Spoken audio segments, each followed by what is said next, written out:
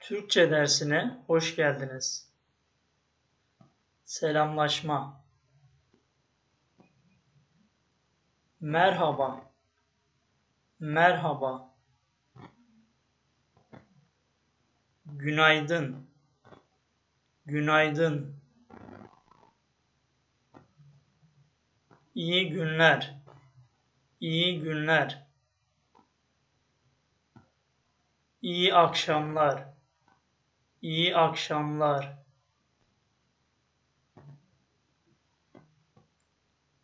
İyi geceler. İyi geceler. Teşekkür ederim. Teşekkür ederim. Rica ederim. Rica ederim. Hoş geldiniz. Hoş geldiniz. Hoş bulduk. Hoş bulduk. Hoşça kal. Hoşça kal. Güle güle. Güle güle. Görüşmek üzere. Görüşmek üzere. Görüşürüz.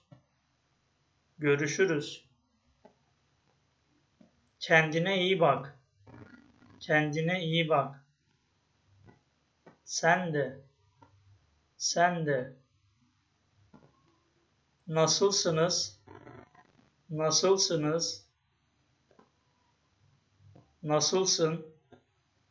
Nasılsın? İyiyim. İyiyim. Sizin adınız ne? Sizin adınız ne? Senin adın ne? Senin adın ne? Benim adım. Benim adım. Memnun oldum. Memnun oldum. Ben de. Ben de. Bir sonraki ders görüşmek üzere.